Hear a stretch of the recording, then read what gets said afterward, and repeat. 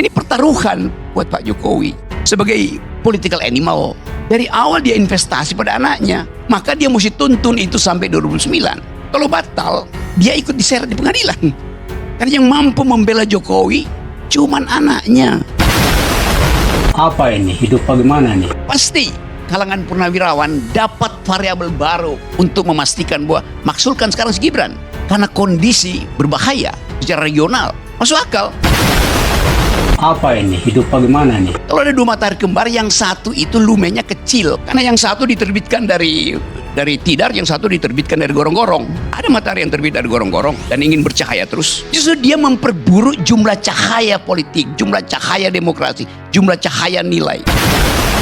Apa ini? Hidup bagaimana nih? Bayangkan eskalasi perang antara India dan Pakistan. Dua-duanya punya nuklir.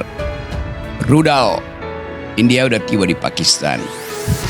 Kalau itu berubah menjadi perang proksi tuh, Gibran mau ngapain di situ?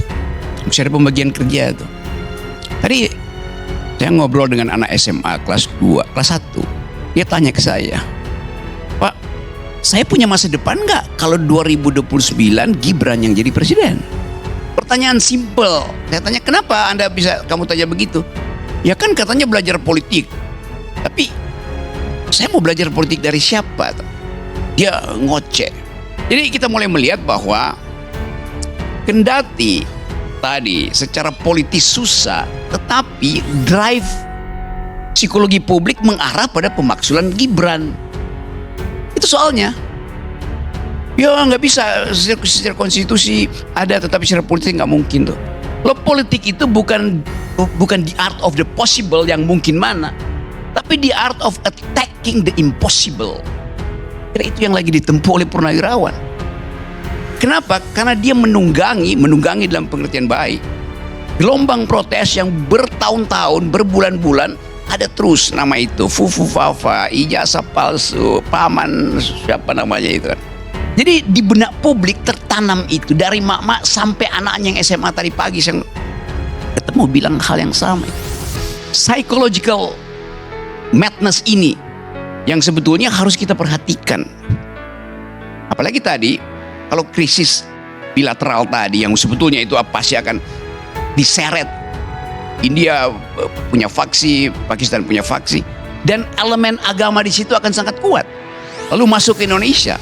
Lalu teroris Asia Selatan itu turun lewat Malaysia, nyebrang ke Aceh, masuk Indonesia, memanfaatkan kondisi yang tidak stabil secara politik Indonesia. Kita mau baca itu karena seringkali sejarah tiba dengan variabel yang tidak pernah dideteksi dari awal. Itu soalnya pasti kalangan purnawirawan dapat variabel baru untuk memastikan bahwa maksulkan sekarang si Gibran karena kondisi berbahaya secara regional. Masuk akal. Blessing in disguise, dia dapat poin itu. Mungkin ini orang sebut ini sunatullah dapat poinnya purnawirawan karena ada krisis baru di Asia itu. Tegangan antara Pakistan dan India yang basisnya ideologis itu merembet pada soal-soal potensi kekerasan turun ke Asia Selatan. Itu real variabel yang mesti kita lihat. Jadi tiba-tiba kita mulai membaca bahwa ada keadaan yang kritis sebetulnya, yang mungkin sekarang Bais, BIN atau Departemen Pertahanan mulai menghitung variabel itu. Kalau terjadi keadaan kedaruratan yang saya sebut tadi, attacking the impossible itu, pembagian pekerjaan dalam kabinet apa?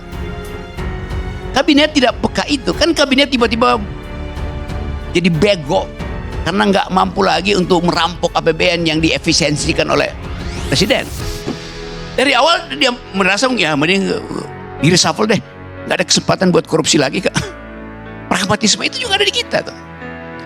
Nah dalam kondisi itu datang SBY. SBY mungkin punya semacam kemampuan fortune teller, membaca keadaan. Mungkin SBY di awal dia tidak ucapkan bahwa krisis regional itu artinya krisis yang memungkinkan sebut aja pemerintahan Indonesia itu kolaps. Tambah dengan keadaan perang tarif sekali. Jadi SBY mengucapkan itu, sekarang ucapan SBY itu seolah-olah mendapat legitimasi baru karena krisis politik Indonesia. krisis politik Asia pada akhirnya. Lalu disebut istilah matahari kembar. Kalau dia dalam ilmu fisika memang ada matahari kembar. Saya belajar pertama fakultas teknik, jadi tapi masalahnya apa istilahnya? Twin suns itu, dua matahari itu. Disebut dua matahari kalau size dan jumlah lumennya itu berbeda tuh. Ukuran dari matahari itu harus berbeda dengan kembarannya tuh. Ukurannya sama tetapi jumlah lumennya, jumlah cahayanya berbeda, oke, kembar. Tapi kalau dia sama-sama, besarnya, volumenya 3000 meter kubik, lumennya tuh 2000 lumen misalnya, sama-sama tetap dianggap satu. Sekarang kita lihat size antara Prabowo dan Jokowi mungkin sama, lumennya berbeda, jumlah cahayanya berbeda, atau lumennya sama, size-nya berbeda. Apalagi kalau size dan lumennya itu, lumen itu apa namanya, cahaya itu, kekuatan cahayanya itu berbeda tuh, brightness-nya berbeda. Itu intinya. Tetapi dengan intuisi aja orang tahu memang ada dua matahari kembar dalam keadaan ini. Ada soal buat saya matahari kembar. Yang orang tanyakan kualitas dari mataharinya bagaimana? Kalau kualitas yang sana itu justru mendegradasi mata. Kan kalau jumlah cahaya di sini, di situ 15, di situ 15, jumlahnya 30. Kalau di sini 15 itu 10, rata-ratanya jadi 15 tambah 25, 12,5. Jadi makin redup justru Indonesia. Kalau ada dua matahari kembar, yang satu itu lumennya kecil. Karena yang satu diterbitkan dari Tidar, yang satu diterbitkan dari gorong-gorong. Ada matahari yang terbit dari gorong-gorong dan ingin bercahaya terus. Justru dia memperburuk jumlah cahaya politik, jumlah cahaya demokrasi, jumlah cahaya nilai. Itu dasarnya di situ kan. Sehingga orang panik, wah ini Purnawirawan. Loh, dia berpikir justru ke depan. Itu dasarnya kan. Anda nggak mungkin, kenapa nggak lewat DPR misalnya? Loh, DPR itu adalah the art of the possible. Purnawirawan memainkan psikologi publik karena mereka tahu bahwa emak-emak sampai anaknya itu yang dikasih makan siang gratis oleh presiden justru mempersoalkan anak matahari kerdil itu. Idenya di situ. Para purnawirawan tentu paham hukum kok. Kenapa dia nggak mau ke DPR? Karena dia tahu politik is the art of attacking the impossible. Udah 2 tahun. Lagi soal ijazah hari ini. Digembar-gemborkan oleh lawyer Jokowi bahwa kalian menghasut, membuat kegaduhan. Yang bikin gaduh itu Jokowi. Selama 2 tahun Jokowi bikin gaduh.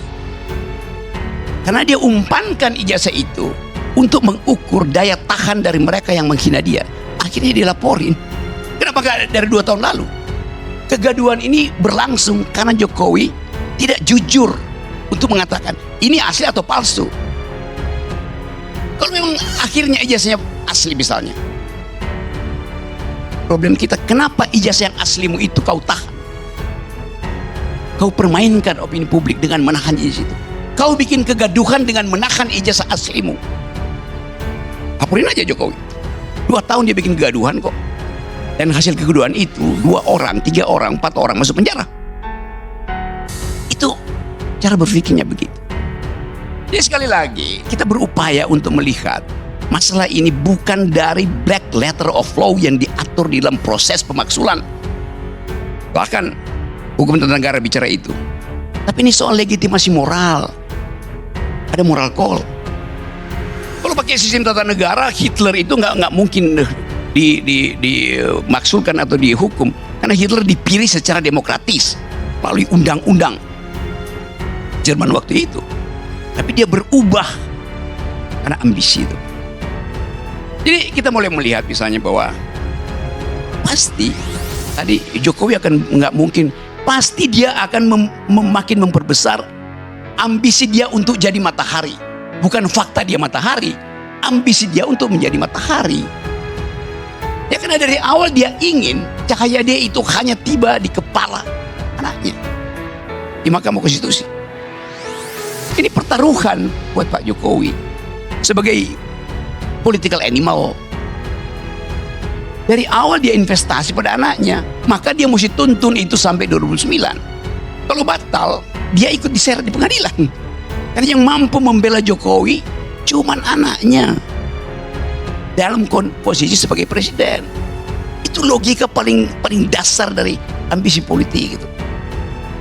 Jadi sekali lagi kita ucapkan ini bukan karena kita nggak suka pada Jokowi atau pada bukan, karena memang kapasitasnya nggak bisa itu.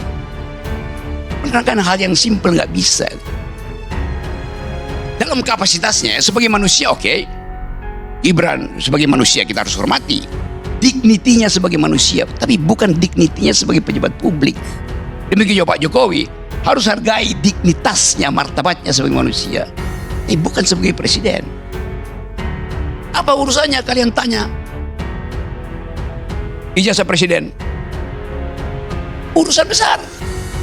Karena lawyernya bilang, kalau begitu nanti semua orang boleh saling minta ijazah orang lain. Enggak. Karena dia presiden melalui proses administrasi, maka warga negara meminta kejujuran kepala negara. Gak ada aturannya di hukum pidana itu. Hukum pidana cuma mengatur barang siapa.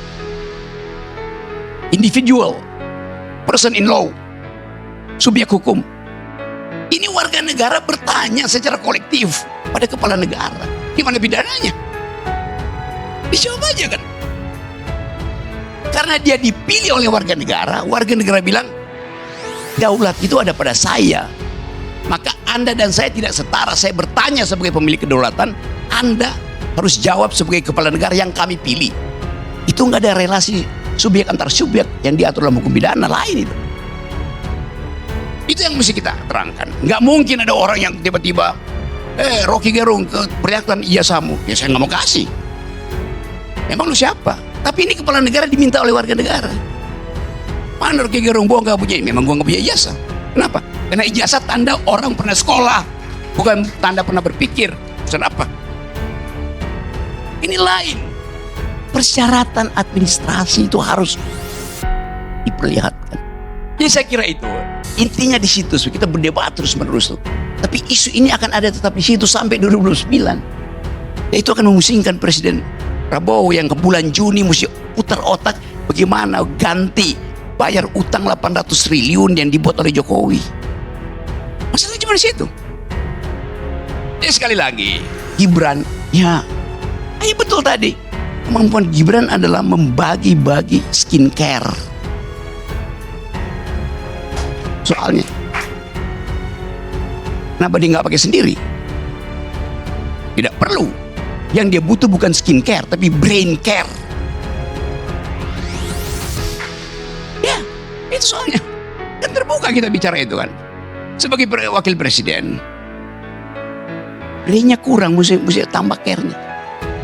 Jadi sekali lagi teman-teman, kita mencoba mendudukkan masalah ini sebagai moral call. Yang mungkin kalau masuk DPR ya tukar tambah terjadi. Tetapi kalaupun batal dimaksudkan, memori publik sudah definitif bahwa kapasitas Gibran nggak cukup. Itu soalnya tuh. Akan terus bulan Juli, mahasiswa UI, mahasiswa UIN, mahasiswa Makassar, mahasiswa UNAS, mahasiswa Pakuan, tempat sang profesor mengajar, akan diterangkan oleh seniornya bahwa yang namanya FOFA ini, yang nggak mampu berpikir si itu tuh, diwariskan. Soal-soal ini, kita mesti selesaikan secara kebudayaan, secara moral. Jadi itu intinya, itu akibatnya kalau ada dua matahari, yang satu terbit dari Tidar dan belum tenggelam, yang satu terbit dari gorong-gorong dan dua tenggelam di IKN. Itu soalnya tuh. Jadi sekali lagi saya ingin terangkan itu dalam kejujuran kita bernegara. Mas Rocky, tadi ada pertanyaan dari Pak Arief ini, apakah mungkin Pak Jokowi sendiri menarik anaknya menjadi untuk selesai? Apakah dibalik pertanyaannya? Apakah mungkin Pak Jokowi mengorbankan anaknya? Itu lebih penting ditanyakan dalam sistem kerajaan. Biasanya kan. Jadi sekali lagi, Kita coba buka persoalan ini. Saya nggak peduli apa namanya ya Pak Luhut bicara ini, Pak Prabowo bicara itu segala macam itu. Tetapi hati nurani publik itu merasa bahwa ada sesuatu yang tidak well seated, tidak terduduk, ada gangguan kemuakan semacam apa namanya orang Prancis bilang nausea, apa namanya rasa mual psikologi. Kok dia ada di situ terus? Lepas dari Presiden Prabowo bilang hidup Jokowi atau Gibran adalah wakil, itu soal lain. Tapi ini soal psikologi publik yang terganggu dengan kehadiran sesuatu yang tidak fit and proper, dengan kondisi yang membutuhkan seorang pemimpin itu punya otak, mampu untuk membaca masa depan tuh. Jadi sekali lagi mungkin kita mulai untuk bersikap berbudaya lah. Oh, kalau Purnawirawan bicara itu terima aja sebagai wakil dari emak-emak. Kalau Purnawirawan bicara itu wakil dari BEM, Purnawirawan bicara itu wakil dari Kontras. Semua bicara itu soalnya bahwa memang ada poin yang mungkin kita semua, saya juga nggak setuju kembali ke Undang-Undang 45, nggak ada soal. Tapi itu poin dia. Tapi poin 8 itu otonom diminta itu pemaksulan itu. Diproses secara akademis, oke?